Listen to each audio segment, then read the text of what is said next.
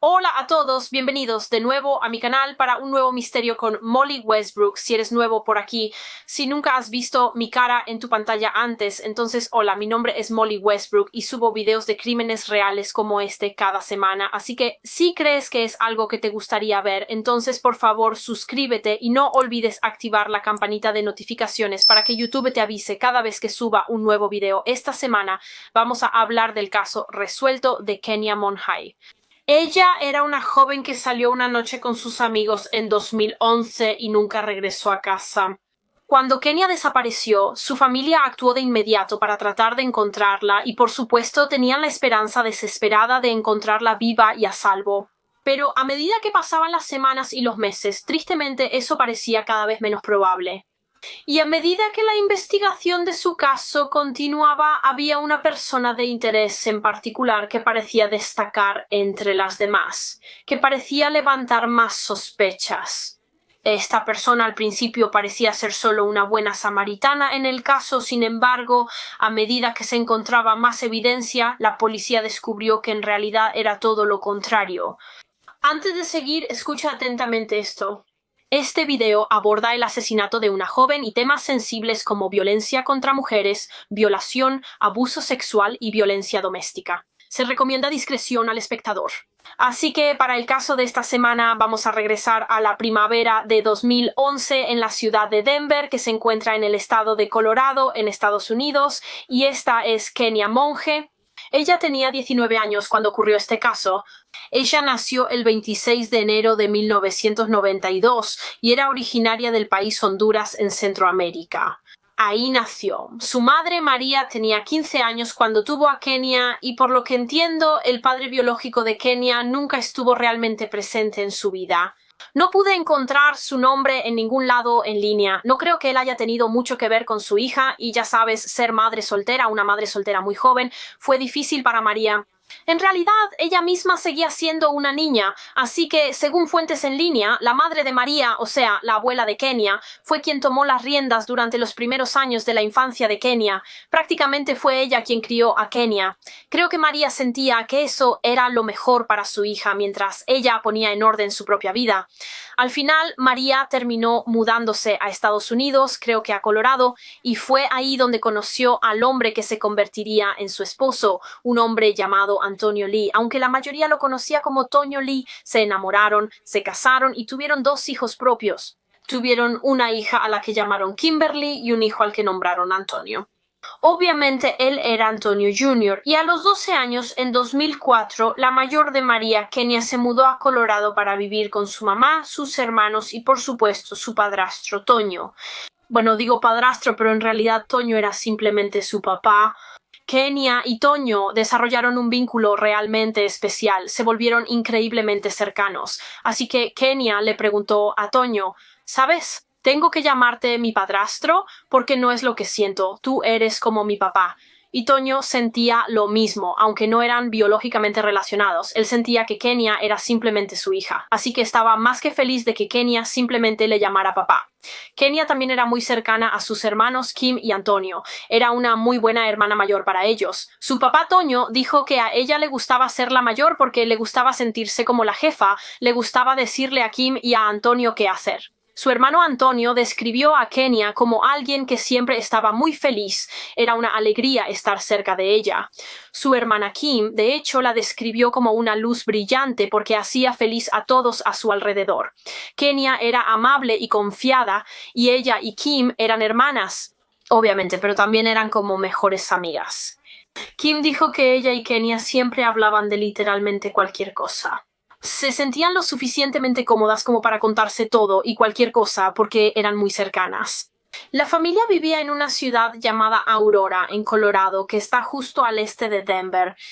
Y a los 19 años, Kenya Monhai estaba, creo que en la universidad, era estudiante y estudiaba radiodifusión porque soñaba con tener una carrera en producción de cine y televisión.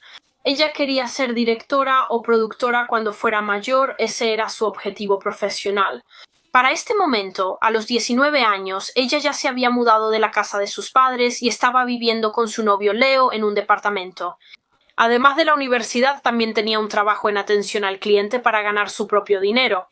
Kenya Monge era una joven brillante y hermosa que tenía toda su vida por delante, pero trágicamente en la primavera de 2011 su vida y su futuro le serían arrebatados cuando Kenya desapareció repentinamente después de una noche de fiesta con sus amigos. Era la noche del 31 de marzo de 2011 y esa noche Kenya decidió salir de fiesta con un par de sus amigas. Fueron a un bar y después de eso se dirigieron al centro de Denver, donde aparentemente la vida nocturna era la mejor. Había muchos bares y clubes. Había muchos lugares a donde ir, y Kenya y sus amigas en realidad estaban yendo a clubes nocturnos para personas de 21 años en adelante, y obviamente Kenya tenía 19, y creo que sus amigas también tenían más o menos la misma edad, así que en realidad no les permitían entrar. Pero hicieron lo que muchos otros adolescentes menores de edad hacen. Usaron identificaciones falsas para entrar a estos clubes, así que ahí es donde estaba Kenya esa noche. Ella estaba en el centro de Denver, en un club con amigas. Se llamaba el Club 24K. Estaban platicando, bailando, divirtiéndose, tomando un par de tragos, y de repente Kenya desapareció. Ahora, varias fuentes dicen cosas diferentes sobre esto. Algunas fuentes dicen que alrededor de las 11 de la noche, Kenya se levantó de la mesa en el club donde estaba sentada con sus amigas, dejó su bolso y su teléfono en la mesa y fue al baño. Pero nunca regresó. Nunca regresó con sus amigas y no les dijo que se iba. Mientras que otras fuentes afirman que Kenya en realidad fue expulsada del club esa noche, los guardias de seguridad la echaron junto con un hombre con el que aparentemente estaba bailando. Fueron expulsados porque los guardias creían que estaban muy intoxicados. Así que creo que lo que pudo haber pasado es que Kenya sí dejó a sus amigas para ir al baño. Ella dejó sus pertenencias en la mesa con ellas y de regreso empezó a bailar con este hombre y fue entonces cuando la expulsaron.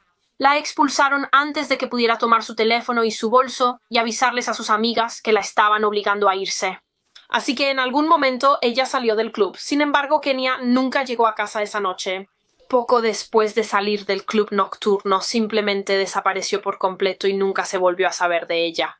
Ahora, a la mañana siguiente, la mañana del 1 de abril de 2011, el novio de Kenya, Leo, se despertó y se dio cuenta de que su novia no estaba en casa. Ella nunca regresó a su departamento. Él había intentado mandarle mensajes de texto y llamarla un par de veces para saber dónde estaba, si estaba bien, pero no obtuvo respuesta, así que, preocupado, decidió ponerse en contacto con la familia de Kenya. Él llamó a su hermana menor, Kimberly, para, supongo, averiguar si quizá Kenya había regresado a la casa de su familia la noche anterior por alguna razón, pero no lo había hecho. Kim dijo que no estaba ahí ni había tenido noticias de su hermana, y al principio pensó que Leo intentaba hacerle una broma. Era el 1 de abril, era el Día de los Inocentes, así que pensó que Leo estaba haciendo una broma y fingiendo que Kenya estaba desaparecida. Sin embargo, él le aseguró que no bromeaba y realmente no sabía dónde estaba Kenya. Así que Kim colgó el teléfono con Leo y empezó a llamar al resto de la familia, como a su mamá María y a su papá Toño, para averiguar si quizá Kenya se había puesto en contacto con ellos, pero no lo había hecho. Ellos tampoco se habían escondido de ella, así que rápidamente empezaron a sonar las alarmas. La familia se preocupó muchísimo, así que decidieron levantar el teléfono y llamar a la policía para reportar que Kenya estaba desaparecida. Sin embargo, parece que la policía realmente no estaba dispuesta a actuar de inmediato.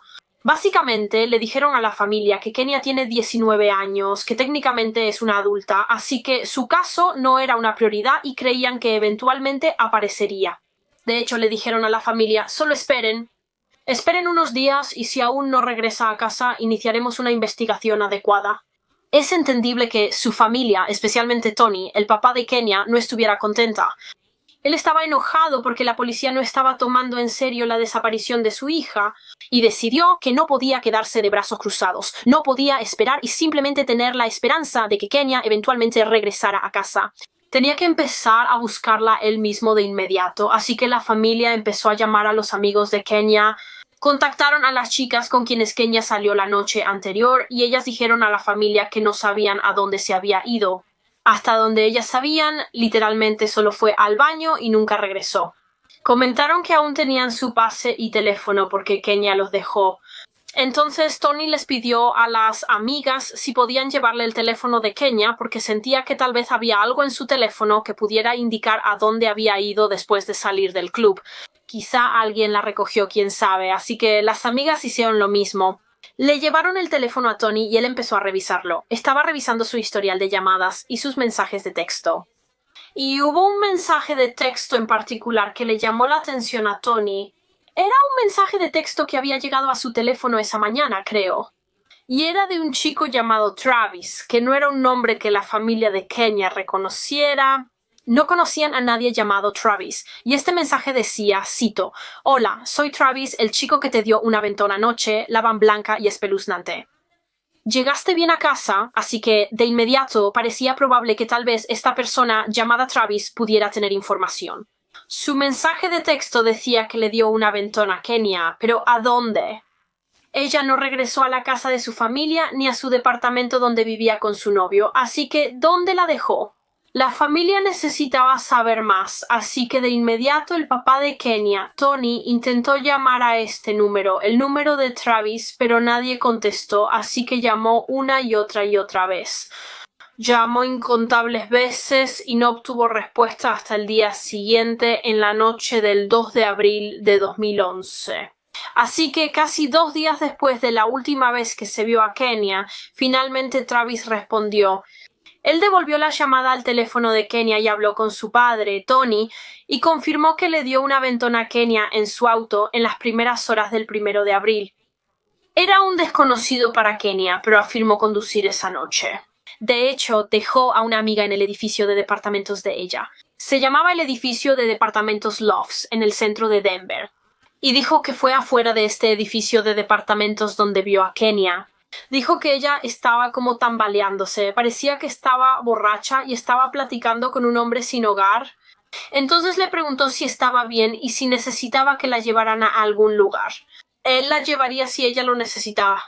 Y ella dijo que sí, que necesitaba regresar con sus amigas con las que estuvo en el club más temprano esa noche porque ellas tenían sus pertenencias.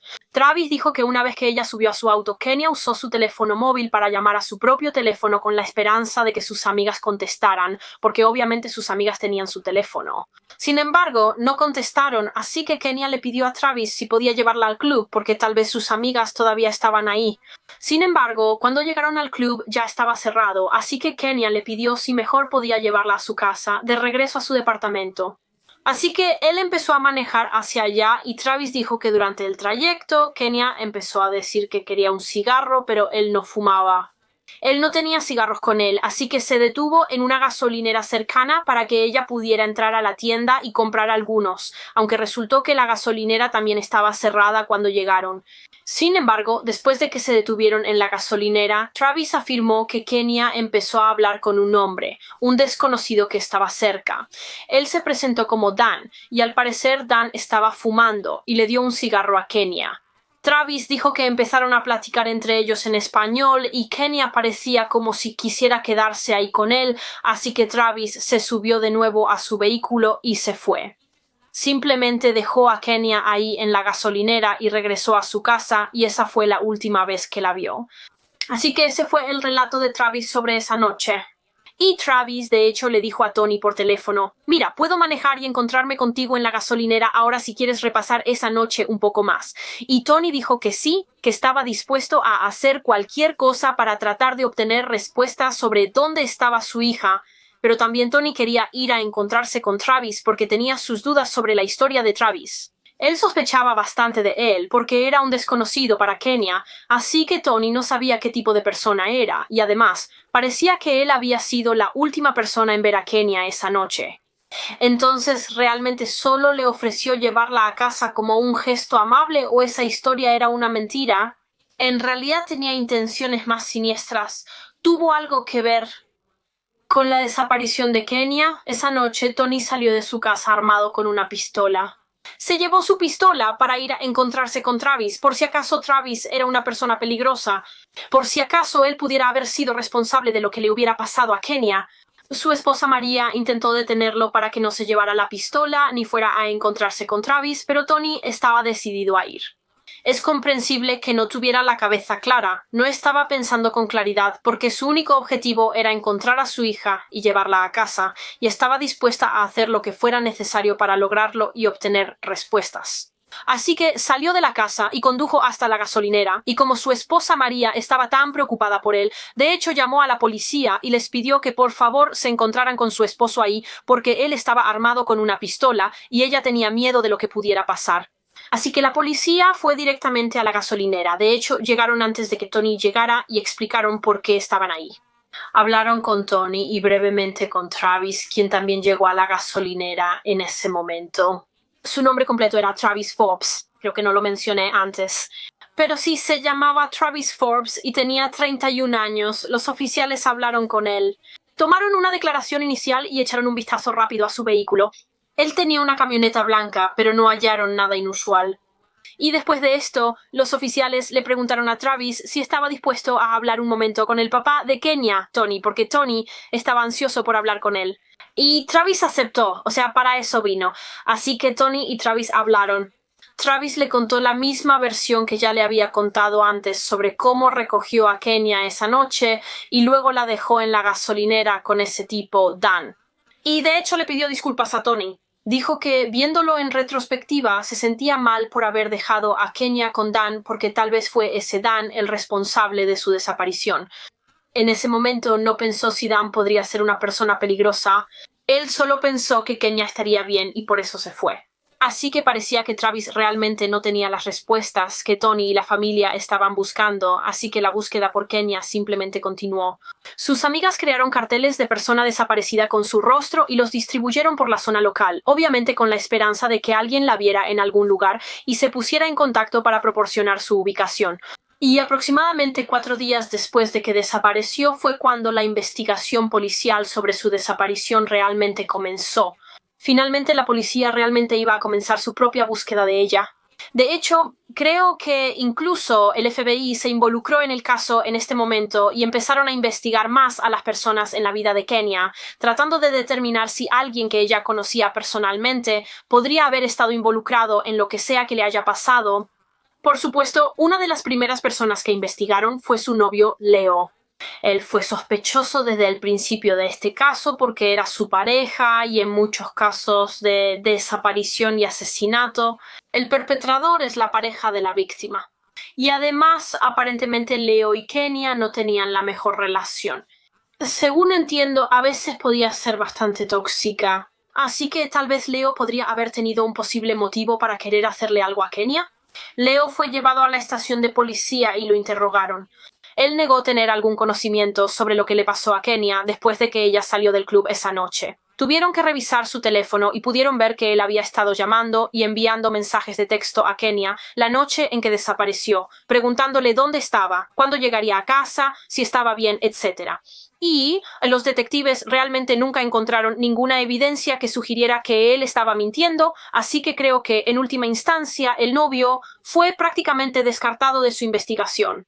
Ahora, como parte de su investigación, algo que los detectives empezaron a intentar hacer fue obtener cualquier grabación de cámaras de seguridad de Kenya de esa noche. Alguna cámara en la zona la captó, porque eso podría darles una idea de hacia dónde pudo haber ido. Querían rastrear sus últimos pasos. Ahora, si recuerdas, Travis Forbes dijo que recogió a Kenya afuera del edificio de departamentos Lofts en el centro de Denver esa noche. Así que decidieron revisar las grabaciones de la cámara de seguridad del edificio y efectivamente la vieron en ellas. Poco después de las 2 de la mañana del 1 de abril, Kenya fue captada entrando al edificio de departamentos con un hombre no identificado. ¿Quién era este hombre y por qué estaba Kenya con él esa noche? ¿Pudo haber estado involucrado en su desaparición? Finalmente se determinó que este hombre vivía en el edificio de departamentos. La policía lo identificó como Chad Davis. Y resulta que de hecho Chad fue el hombre con el que Kenya fue expulsada del club nocturno esa noche. Recuerda, los sacaron los guardias de seguridad porque pensaron que estaban demasiado borrachos. Y claramente, después de que los sacaron, Kenya se fue con este tipo, se fue con Chad a su departamento que estaba cerca. Las cámaras de seguridad los captan yendo en dirección al departamento de Chad. Sin embargo, cuando la policía interrogó a Chad más tarde, él dijo que Kenya no estuvo ahí mucho tiempo. Literalmente, ella entró solo para usar su baño y luego se fue, y las cámaras de seguridad confirmaron esto. La vieron salir sola del edificio de departamentos, literalmente solo unos 3 minutos después de llegar.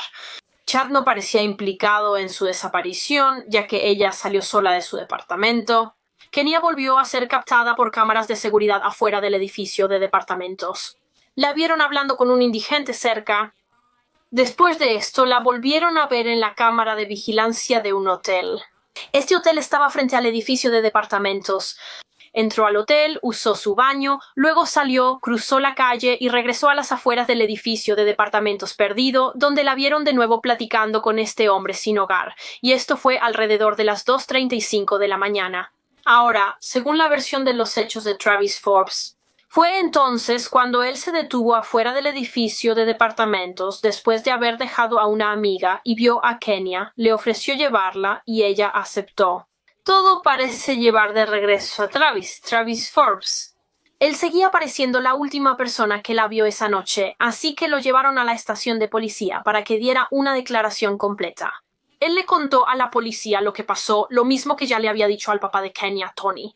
Dijo que dejó a Kenya en la gasolinera y que después de eso simplemente se fue a su casa y su novia confirmó eso. La policía también habló con la novia de Travis. Su nombre era Carrie, y ella confirmó que él llegó a casa a la hora que dijo después de salir de la gasolinera esa noche. Travis también dio una descripción de Dan. Dan era el chico con quien Travis dejó la gasolinera esa noche con Kenya. Él fue el chico que le dio un cigarro a Kenya y con quien ella empezó a platicar. Dijo que Dan era joven, era asiático y que hablaba español. Así que ahora la policía tenía la tarea de intentar encontrar a este Dan por si acaso él era responsable de la desaparición de Kenya. Así que la descripción de Dan proporcionada por Travis fue difundida al público y a los medios, obviamente con la esperanza de que alguien supiera quién era y se presentara con su nombre completo. Sin embargo, antes de que realmente surgiera algo de esta línea de investigación, hubo un giro repentino en el caso cuando, apenas 5 días después de la desaparición de Kenya, la policía recibió una llamada de un miembro del público.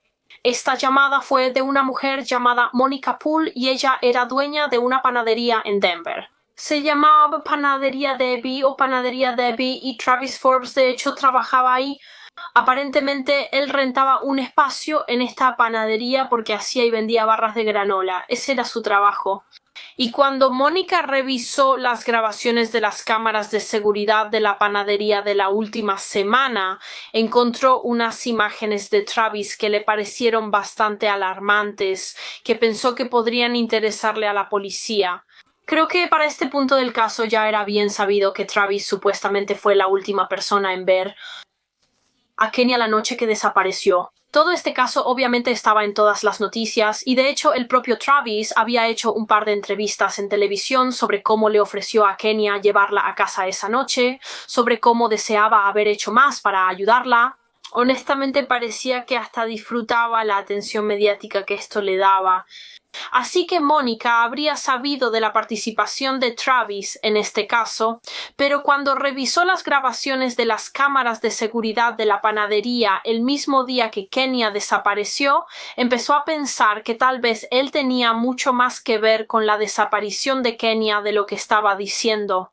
Alrededor de las 7:30 de la tarde del 1 de abril, o sea, más tarde el mismo día que Kenya desapareció, Travis fue captado por la cámara de seguridad entrando al almacén de la panadería con una gran hielera blanca.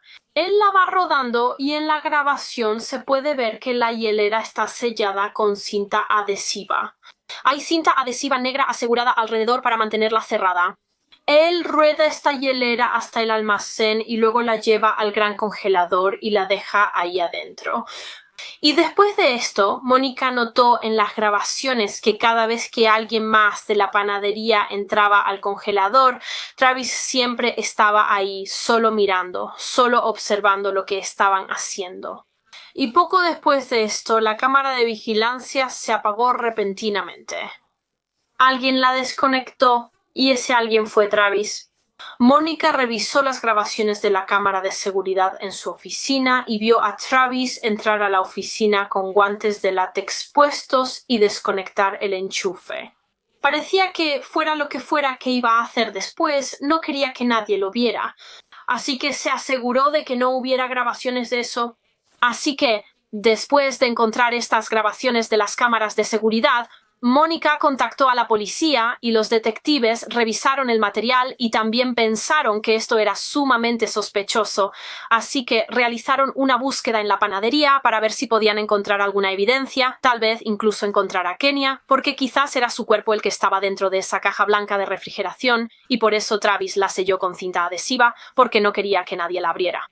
Según entiendo, encontraron la caja blanca de refrigeración en la panadería, pero al abrirla estaba vacía.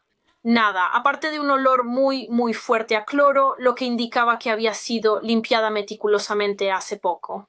Según un documental de True Crime Daily que vi sobre este caso, los forenses sí encontraron una célula humana en el tapón de drenaje de esta caja de refrigeración, pero eso fue todo. Eso fue todo lo que hallaron. Para ese momento ya habían pasado muchos días desde la desaparición de Kenya. Así que si su cuerpo estuvo antes en esa caja de refrigeración, Travis tuvo tiempo de sobra para moverla a otro lugar cuando la policía estaba registrando la panadería. Así que no había nada en esa caja de refrigeración. Sin embargo, justo detrás de la parte trasera de la panadería, la policía sí encontró un barril y había cenizas y restos de una fogata dentro de ese barril. Así que la policía revisó los restos y encontraron lo que parecía ser algo de ropa. Eran prendas que habían sido quemadas en ese barril. Encontraron un cierre y también un material negro y esto hizo sonar las alarmas de inmediato porque la noche en que Kenya desapareció ella llevaba un vestido negro. Así que el descubrimiento de esta evidencia y de las grabaciones de las cámaras de seguridad realmente cambió todo el enfoque de la investigación hacia Travis Forbes. El hombre que había estado tratando de aparentar que solo era un buen samaritano que intentaba ayudar a Kenya esa noche, solo intentaba ayudarla a llegar a casa, pero todo era mentira. La evidencia ahora indicaba que él le hizo algo a Kenya esa noche, que posiblemente la asesinó. La camioneta blanca de Travis también fue registrada por la policía y, aunque no encontraron necesariamente ninguna prueba sólida ahí, sí notaron que había muchísima tierra y lodo en sus llantas, lo que indicaba que quizá había conducido recientemente a una zona rural, como un bosque o un campo o algo así, y tal vez ahí fue donde enterró el cuerpo de Kenya. Pero además de eso, también notaron que el interior de su camioneta estaba increíblemente limpio. De nuevo, al igual que la hielera, había un olor muy fuerte a cloro, que es algo que el papá de Kenya, Tony, de hecho notó cuando conoció a Travis. Si recuerdas, él fue a verlo en la gasolinera un par de días después de que Kenya desapareciera y Tony observó en ese momento que la camioneta de Travis olía a cloro y productos de limpieza. Y además de eso, pudieron notar que recientemente habían puesto una alfombra nueva en esa camioneta. La alfombra vieja había sido arrancada y habían puesto una nueva. Así que la evidencia realmente empezaba a acumularse en contra de Travis Forbes y ahora él era el principal sospechoso de la policía en el caso. Cuando revisaron sus antecedentes, eso bastó para preocupar a la policía. Resulta que Travis Forbes tenía un largo historial criminal. Ya lo habían arrestado y condenado antes por delitos como robo, acoso criminal, portar un arma peligrosa, asalto y, al parecer, en el momento en que ocurrió este caso, estaba en libertad condicional después de ser acusado de violencia doméstica. Eso de por sí ya decía mucho para la policía. Sin embargo, mientras continuaba la investigación sobre él, antes de que la policía pudiera siquiera interrogarlo adecuadamente, Travis Forbes en realidad desapareció. Solo unas semanas después de la desaparición de Kenya, él mismo desapareció. Parecía como si él hubiera huido, tal vez se había dado a la fuga. Quizás se dio cuenta de que la policía estaba tras él y por eso decidió huir. Así que ahora no solo los detectives seguían buscando a Kenya, también buscaban a su presunto asesino. Ahora, como parte de los esfuerzos de búsqueda en curso de Kenya, la policía obtuvo los registros telefónicos de Travis Forbes y rastrearon a dónde había ido su teléfono en los días posteriores a la desaparición de Kenya. Se determinó que después de que Kenia desapareció, Travis viajó a un área llamada Kingsburg en Colorado, que está a poco más de 40 millas de Denver. Al parecer hay muchas tierras de cultivo en Kingsburg, así que la policía empezó a pensar que tal vez Travis pudo haber enterrado el cuerpo de Kenia en algún lugar de ahí, y por eso comenzaron los esfuerzos de búsqueda en esa zona. Mientras tanto, la búsqueda de Travis continuaba. La policía todavía estaba tratando de localizarlo, pero esto iba a ser difícil porque no había huido en su camioneta blanca, probablemente porque sabía que la policía podría rastrearla. Sabían que debían estar atentos a ella, pero no tenían idea de dónde estaba, a dónde fue o dónde se escondía. Eso fue hasta principios de mayo de 2011, más de un mes después de la desaparición de Kenia Monge, cuando la policía fue contactada por una exnovia de Travis Forbes. Ella llamó a la policía para denunciar un delito. Ella les dijo que Travis literalmente le había robado su vehículo, su camioneta SUV, y se la llevó. Así que ahora la policía sabía qué auto estaba conduciendo y emitieron un Be on the Lookout, una alerta nacional de búsqueda para que otras fuerzas policiales del país supieran que la policía de Denver estaba buscando este auto específico que había sido robado por un hombre llamado Travis Forbes, y literalmente solo unas horas después de que se emitió esa alerta, el auto fue encontrado. Fue localizado en Austin, Texas. El auto fue detenido y Travis fue arrestado y actualmente estaba bajo custodia en Austin.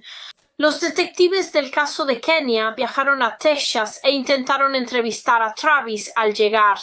Sin embargo, él no dijo nada y pidió un abogado, el cual, por supuesto, le fue concedido. Es su derecho tener un abogado. Sin embargo, los detectives pudieron obtener una orden para tomarle una muestra de ácido desoxirribonucleico. Estaba obligado legalmente a dar una muestra de ácido desoxirribonucleico, así que le tomaron una muestra de ácido desoxirribonucleico y fue acusado de robo de auto, y lo extraditaron de regreso al condado de Jefferson en Colorado, donde iba a ser detenido. Y estoy segura de que esto debió haber sido un alivio para los detectives, al menos mientras continuaban construyendo su caso en su contra y seguían buscando a Kenia, tenían la tranquilidad de saber que este hombre potencialmente muy peligroso estaba fuera de las calles. Aunque desafortunadamente eso no duró mucho porque, verás, solo un mes después de esto, a finales de junio de 2011, la exnovia de Travis, de quien robó la SUV para irse a Texas, decidió retirar el cargo de robo de auto en su contra por alguna razón. La policía tuvo que liberarlo porque ya no podían retenerlo. No tenían suficiente para acusarlo de nada relacionado con el caso de Kenia porque todavía no tenían idea de dónde estaba ella. Ni siquiera sabían si ella estaba muerta o aún viva y en algún lugar por ahí. Así que sí, lo dejaron en libertad y poco después de su liberación hubo un gran y trágico acontecimiento en este caso cuando una joven fue brutalmente atacada y dejada por muerta, y parecía que su caso posiblemente estaba relacionado con el caso de Kenia. Era el 4 de julio de 2011 y esa noche una mujer de 30 años llamada Lydia Tillman estaba celebrando el feriado. Ella fue a una celebración de fuegos artificiales en el centro de Fort Collins en Colorado. Fort Collins está a más de una hora en auto de Denver, así que Lydia fue a este espectáculo de fuegos artificiales. Se la pasó muy bien y luego esa misma noche empezó a caminar sola de regreso a casa. Ella iba caminando de regreso a su departamento, pero lo que no sabía en ese momento era que un hombre, un desconocido, la estaba observando. La estaban siguiendo hasta su dirección y cuando llegó a su departamento, creo que literalmente cuando estaba abriendo la puerta de su departamento, este desconocido se le acercó por detrás. Él empujó a Lydia dentro de su departamento y él entró después de ella y cerró la puerta. Ahora ella estaba atrapada por este hombre. Luego procedió a violar a Lydia y ella estaba tratando de defenderse de él. Ella estaba tratando de defenderse, pero él pudo dominarla y para intentar detenerla, el hombre comenzó literalmente a golpearla. Él simplemente empezó a golpearla una y otra vez en la cabeza, hasta el punto en que su mandíbula quedó completamente destrozada. Algunas fuentes afirman que él también estranguló a Lydia y luego tomó un poco de cloro. Él vertió cloro sobre ella y por todo el departamento, luego encendió un fósforo y dejó que el lugar se incendiara y después huyó de la escena. Dejó a Lydia ahí para que muriera, pero afortunadamente por algún milagro no lo hizo. A pesar de la gravedad de sus heridas, Lydia pudo levantarse y salir del departamento. De hecho, saltó por la ventana del segundo piso y al hacerlo, se rompió ambos tobillos. Creo que cuando la policía y los paramédicos llegaron a la escena, Lydia sufrió un derrame cerebral. La llevaron de urgencia al hospital, donde entró en coma y estuvo en ese coma durante semanas, luchando por su vida. Esto fue un ataque tan brutal y violento del que ella fue víctima, pero mientras estaba en coma, obviamente la policía comenzó a tratar de resolver este crimen, tratando de averiguar quién le hizo esto. Y debajo de las uñas de Lydia, en realidad pudieron detectar rastros de ácido desoxirribonucleico de su atacante, de cuando ella trató de defenderse de él. La evidencia de ácido desoxirribonucleico fue recolectada y enviada al laboratorio para su análisis. Ahora, donde el ataque a Lydia podría estar relacionado con Kenya Monjai, es que los detectives que trabajaban en el caso de Lydia habían escuchado que los detectives de Denver que investigaban el caso de Kenya habían estado vigilando al principal sospechoso de su desaparición, Travis Forbes, después de que fuera liberado de la cárcel poco antes del ataque a Lydia. Si recuerdas, él fue liberado a finales de junio de 2011 después de que se retirara el cargo de robo de auto. Y después de que fue liberado, la policía lo puso bajo vigilancia durante un par de días, solo para mantenerlo vigilado y ver a dónde iba después de su liberación. Y resulta que fue a Fort Collins, en Colorado, donde vivían algunos de sus familiares. Decidió quedarse con ellos, así que estaba en Fort Collins. Él estaba en el área donde vivía Lydia Tillman y donde fue atacada. Los detectives que trabajaban en el caso de Lydia escucharon sobre esto, escucharon que él estaba en el área, supieron que él era sospechoso de otra desaparición. Y entonces empezaron a pensar que tal vez él podría haber sido el atacante de Lydia. Quizá Travis Forbes la violó a ella y trató de matarla esa noche. Así que sí, se pusieron en contacto con los detectives de Denver que estaban investigando el caso de Kenya y les dijeron, miren, creemos que estos dos casos podrían estar relacionados. Y recuerden, los detectives de Denver ya tenían el ácido desoxirribonucleico de Travis. Pudieron obtener muestras de ácido desoxirribonucleico de él cuando fue arrestado en Austin, Texas, y los detectives de Fort Collins tenían el ácido desoxirribonucleico del atacante de Lydia, así que enviaron el ácido desoxirribonucleico de Travis laboratorio para ser comparado con el ácido desoxirribonucleico encontrado debajo de las uñas de Lydia. Mientras tanto, mientras esperaban los resultados, Travis Forbes fue puesto bajo vigilancia una vez más. En este punto, él todavía se estaba quedando en Fort Collins y lo que es muy inquietante es que una noche, mientras la policía encubierta lo vigilaba, notaron que estaba caminando por una calle muy cerca de esta joven. Parecía que la estaba siguiendo. Finalmente, él empezó a platicar con esta mujer y caminaban lado a lado, y por supuesto la policía estaba muy preocupada por esto. No podían dejar que se fuera con esta mujer porque quién sabe cuáles eran sus intenciones. Así que un oficial de policía decidió intervenir y tratar de separarlos, intentando que esta mujer siguiera avanzando sola mientras el oficial hablaba con Travis. Y mientras le hablaban, le preguntaron a Travis cuál era su nombre. Sin embargo, no dijo Travis Forbes, dio un nombre falso. Aparentemente dijo que su nombre era Travis Kennedy. Finalmente, el oficial dejó ir a Travis. Como dije, solo querían intervenir momentáneamente para poder alejar sutilmente a esta mujer de él. Sin embargo, cuando se fue, cuando lo dejaron ir y el equipo de vigilancia siguió observándolo, él simplemente lo hizo otra vez. Vieron a Travis siguiendo a otra joven y decidieron que debían sacarlo de las calles. Este es un hombre que se sospecha es responsable de la desaparición de una joven y del intento de asesinato de otra. No pueden arriesgarse con él, no pueden arriesgarse a que ataque a alguien más. Así que decidieron arrestar a Travis esa misma noche por proporcionar información falsa, es decir, darle a ese oficial de policía un nombre falso en lugar de su nombre real. Y poco después de que fue arrestado y llevado de regreso a la cárcel, los detectives recibieron noticias del laboratorio de ciencias. Les informaron que el ácido desoxirribonucleico debajo de las uñas de Lydia coincidía exactamente con Travis Forbes, confirmando que la policía tenía razón. Él fue su atacante. Y creo que cuando finalmente salió del coma, después de unas 5 semanas, la misma Lydia pudo identificar a Forbes como el hombre que la violó e intentó matarla esa noche. Así que Travis Forbes fue acusado de intento de asesinato y el mes siguiente, a finales de agosto de 2011, fue interrogado por los detectives de Denver sobre la desaparición de Kenya Monaghan, porque, por supuesto, todavía estaban tratando de encontrarla y ya sabían en ese momento que Travis tenía las respuestas. Él sabía dónde estaba y parecía que finalmente estaba dispuesto a compartir esas respuestas con la policía.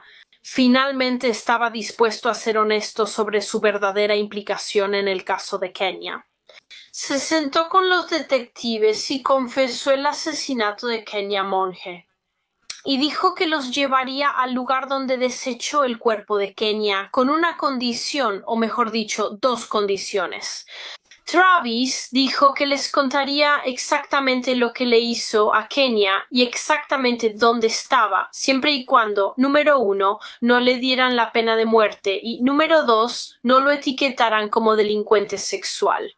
Él sabía claramente que iba a pasar el resto de su vida en prisión y no quería la etiqueta de delincuente sexual porque sabía desde hace tiempo lo que les pasa a los delincuentes sexuales en la cárcel. Son un blanco claro de violencia de otros reclusos. De hecho, según un par de fuentes, él les dijo a los detectives, y cito textualmente, «Si voy a prisión como delincuente sexual, estoy jodido». Así que los detectives, desesperados por encontrar a Kenya y finalmente darle respuestas a su familia, aceptaron sus condiciones. Y el 7 de septiembre de 2011, más de 5 meses después de que desapareció, Travis fue con la policía. Él los llevó al lugar donde dejó su cuerpo. Él les dijo que manejaran a una zona remota bajo un pequeño grupo de árboles cerca de una autopista en Kingsburg, Colorado, que si recuerdas, la policía ya había pasado algún tiempo buscando a Kenya en Kingsburg anteriormente. Pensaron que este podría ser el lugar donde ella estaba enterrada porque el registro de su teléfono mostraba que él condujo a Kingsburg en los días después de que ella desapareció. Así que fueron a esta zona específica en Kingsburg, se bajaron del auto y Travis caminó con ellos hasta este lugar específico diciendo que Kenya estaba enterrada cerca de unos árboles. Y cuando uno de los detectives se acercó más a esta zona, Travis empezó a llorar y a ponerse histérico y le dijo al detective que diera 2 pasos a la derecha y luego le dijo «¡Ahí! Ahora estás parado sobre su tumba». Así que los detectives llamaron a los equipos forenses para que vinieran al área y empezaron a excavar el suelo hasta que finalmente encontraron a Kenya. Ella estaba enterrada a aproximadamente 1,5 metros bajo la tierra.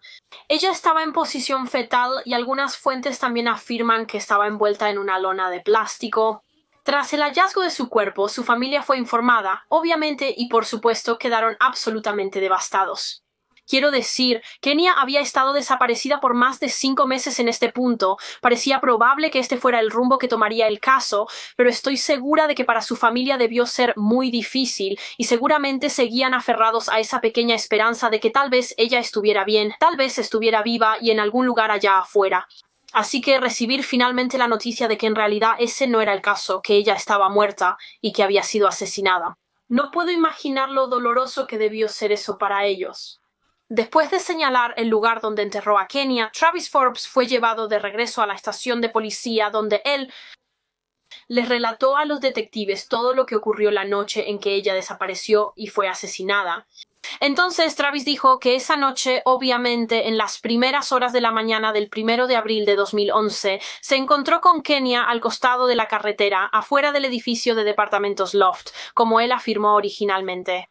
Se detuvo afuera del edificio de departamentos y notó que Kenya estaba ebria y que estaba platicando con un hombre sin hogar, así que le ofreció llevarla a su casa en su camioneta. Él dijo que esa era su intención inicial. No le ofreció llevarla con la intención de matarla, realmente solo iba a llevarla a su casa. Pero, o sea, quién sabe si eso era verdad o no. Él pudo haber estado mintiendo sobre eso. De todos modos, Kenya aceptó que la llevara. Ella se subió a la camioneta de Travis y él dijo que durante el trayecto notó que Kenya se había desmayado. Ella se había quedado dormida y entonces él vio esto como una oportunidad para violarla en su auto. Él se orilló, se subió encima de Kenya y empezó a violarla. Y él dijo que mientras hacía esto, ella se despertó y por supuesto empezó a entrar en pánico. Estaba asustada. Intentó empujar a Travis para quitárselo y defenderse. Y entonces, para detenerla, él puso sus manos alrededor de su cuello y empezó a estrangularla. Y estranguló a Kenia hasta que murió. Después de que ella murió, Travis dijo que puso el cuerpo de Kenia en la gran hielera blanca que creo que guardaba en la parte trasera de su camioneta. La puso en la hielera, la cerró con cinta adhesiva y luego la llevó a la panadería donde trabajaba y, como sabemos, fue captado por las cámaras de seguridad rodando la hielera hacia el congelador industrial. Creo que la puso ahí para ganar algo de tiempo mientras pensaba qué hacer después. Después de ponerla en el congelador, obviamente desconectó la cámara de seguridad para que lo que hiciera después no quedara grabado. Dijo que después de desconectar la cámara, sacó el cuerpo de Kenia del congelador, le quitó toda la ropa y la quemó en el barril que la policía encontró después. Dijo que hizo esto para deshacerse de las pruebas. Después de esto, Travis dijo que limpió el cuerpo de Kenia con cloro, nuevamente para deshacerse de cualquier evidencia, probablemente para eliminar su ácido desoxirribonucleico de su cuerpo. Después de limpiarla, volvió a poner su cuerpo en su camioneta y luego condujo hasta esa zona rural en Kingsburg, donde cavó una tumba y la enterró. Y entonces comenzó el encubrimiento. Limpió la hielera con cloro, limpió su camioneta con cloro, arrancó la alfombra y puso una nueva. Envió un mensaje de texto falso al teléfono de Kenia, preguntando si llegó bien a casa para cubrir sus huellas. Inventó esa historia falsa sobre dejar a Kenia en esa gasolinera con un hombre llamado Dan, un hombre que claramente no existía. Travis lo inventó y obviamente solo esperaba que la gente le creyera. Intentó desesperadamente salirse con la suya, pero afortunadamente no pudo hacerlo y después de su confesión fue acusado de asesinato en primer grado. Su novia Kerry también fue acusada en relación con este caso. Si recuerdas al principio del video, ella básicamente le dio una coartada a Travis. Confirmó su historia inicial de que regresó a casa después de dejar a Kenia en la gasolinera. Ella confirmó que él regresó a casa a la hora que él dijo, lo cual era una mentira. Ella mintió por él. No sé si ella sabía lo que él hizo esa noche o si él se lo confesó, pero igual le dio una coartada falsa. Así que fue acusada y condenada por perjurio, intento de influir en un funcionario público y por hacer un reporte falso a las autoridades. Fue sentenciada a 60 días de prisión y 4 años de libertad condicional supervisada. Y cuando salió de prisión se le ordenó buscar asesoría de salud mental y también completar 2000 horas de servicio comunitario. Travis, por otro lado, fue sentenciado a cadena perpetua sin posibilidad de libertad condicional por lo que le hizo a Kenya Monhaye. También se declaró culpable del intento de asesinato de Lydia Tillman y por ese cargo le dieron 48 años adicionales, así que nunca volverá a ser libre, gracias a Dios. Como mencioné antes, Lydia estuvo en coma durante varias semanas después del ataque. Estaba en tan mal estado que los doctores ni siquiera esperaban que sobreviviera, pero afortunadamente lo hizo. Desafortunadamente, le quedaron algunos daños en el cerebro y la garganta, lo que le dificultaba hablar, pero por lo que puedo ver, nunca ha dejado que eso la detenga. Según las fuentes, a los 2 años del ataque se esforzó por volver a trabajar. Consiguió un trabajo de medio tiempo y luego empezó a viajar. Comenzó a estudiar yoga y se convirtió en instructora de yoga de tiempo completo. Y también leí que trabaja de cerca con el Departamento de Policía de Colorado para enseñar defensa personal a mujeres, lo cual es increíble. Mujer valiente e inspiradora. Después de este caso, la familia de Kenia creó una organización llamada la Fundación Kenya Monje y como se indica en su sitio web, la Fundación Kenya Monje es una organización sin fines de lucro de Colorado establecida en memoria amorosa de Kenya Monje, una joven que fue víctima de un crimen violento que resultó en su muerte y en el retraso del hallazgo de sus restos hasta 5 meses después. Para honrar su legado, la Fundación Kenya Monje existe para proporcionar a mujeres y niños en Colorado recursos, educación y financiamiento para que participen en comportamientos y actividades seguras, saludables y productivas en la comunidad. Además, la Fundación Kenya Monje brindará a las familias de víctimas de crímenes violentos y a las familias de personas desaparecidas el apoyo emocional, físico y financiero que necesitan para sobrevivir a ese trágico evento, lo cual es simplemente increíble. Creo que es increíble que hayan podido crear algo tan positivo a partir de esta tragedia, y todo es en nombre de Kenya. La hermanita de Kenya, Kimberly, de hecho habló en un documental que vi sobre cómo después de que Travis Forbes fue condenado, ella decidió escribirle en la cárcel. Me imagino que ella sentía que quería desahogarse y decirle lo que necesitaba decirle, y una de las cosas que le dijo fue que en realidad reza por él. Ella reza por él todas las noches y espera que él encuentre a Dios, y él sí le respondió a Kimberly. Él le escribió una carta muy larga que, según Kimberly, era increíblemente oscura. Voy a leer una parte de la carta. Aquí va una cita. Travis dijo: cuando miro profundamente en mi alma, hay demasiadas verdades poco amables y esa cosa dura y oscura que vive ahí no puede soportar la luz. Soy feo y amargado. La mayoría de los hombres llevan oscuridad dentro. Tengo un río furioso, sin límites y desolador. Dibuja una imagen de mi alma y sería un garabato con colmillos. Él también dijo, y cito: maté a tu hermana porque era un hombre débil y cobarde.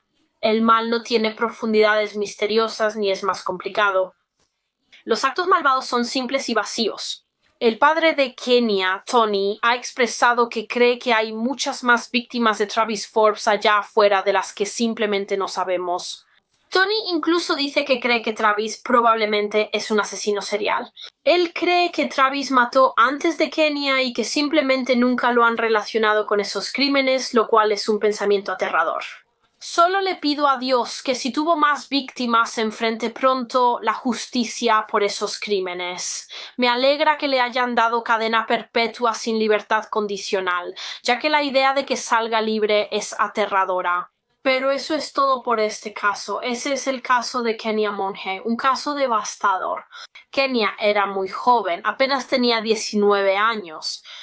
Ella solo era una joven tratando de divertirse y disfrutar su vida, y un monstruo se la arrebató cruelmente. Eso es todo por este video. Como siempre, dejen sus opiniones sobre el caso en los comentarios. Me gustaría saber su opinión. También pueden sugerirme otros casos que quieran que cubra en este canal. Muchas gracias a todos por ver. Por favor, denle like a este video y suscríbanse si aún no lo han hecho. Y nos vemos la próxima semana para otro misterio con Molly. ¡Adiós!